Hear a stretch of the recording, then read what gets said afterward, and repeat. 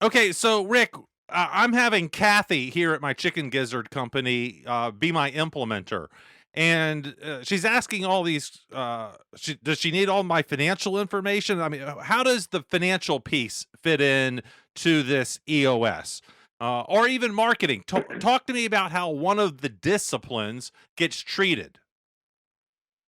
Right. So just a quick overview. There's six components in the EOS model. The first component is the vision component, right? Okay, just trying to figure out where you are, where you want to go, and how you're going to get there. Second component is people. So in essence, what that means is getting the right people in the right seats. Okay, and by the way, that's a major red flag in many companies. I won't even get into the gory details, but that's a major problem area for most businesses, getting the right people in the right seats. So then there's the data side, which is kind of where you're moving towards on this thing. And so the data side, you create a scorecard for your business, the KPIs, and the measurables in the company. And as a leadership team in a business, if you're the leader, if you working with your leadership team, you have to make some decisions about how much information you want to expose to the rest of the company.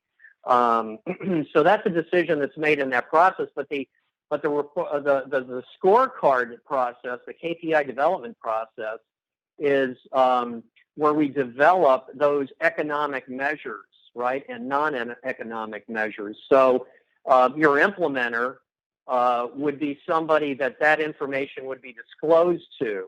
And so I would tell you that probably nine out of 10 companies that we work with, once they go through the process of understanding that it's not going to be something that people are going to use against them, because we've got this alignment operating in the company, the economic measures, it's okay. It's okay to let somebody know about your profitability. But it's each to each his own. Each company has a different approach on that, right? And so yes, there would be some disclosure of some of the economics in the business, because you absolutely have to know what the metrics are that you want to achieve and how you're going to get there. We got to measure those.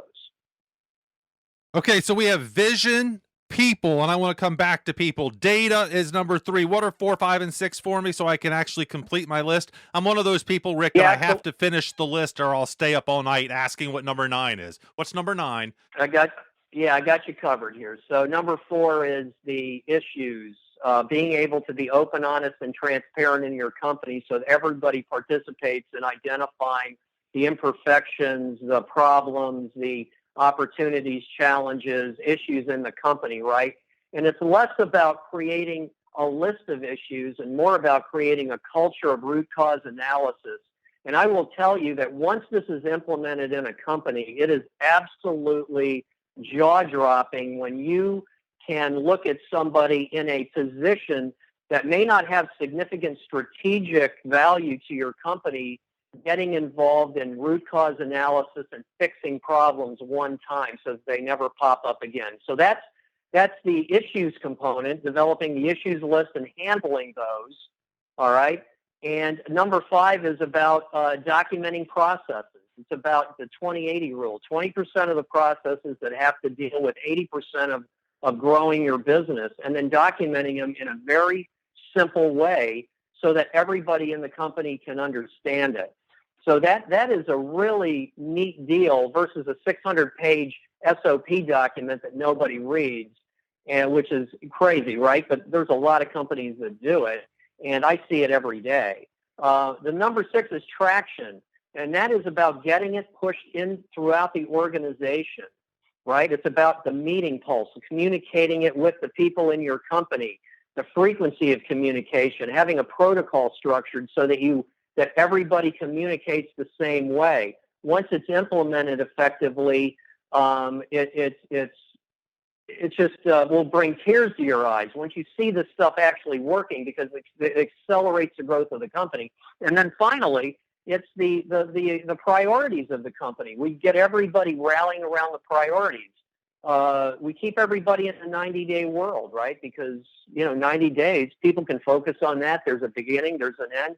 We can measure our success that way, right? So we're not kicking We're not kicking goals out 2,700 years out. We're actually taking a 90-day window, and that's what EOS does. It's significant.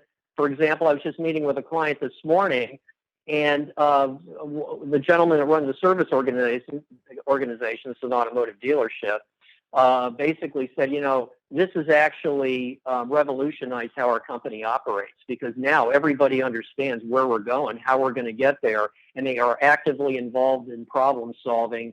And we're just moving the needle rapidly. Every 90 days, we're moving the needle. So those are the 6 components.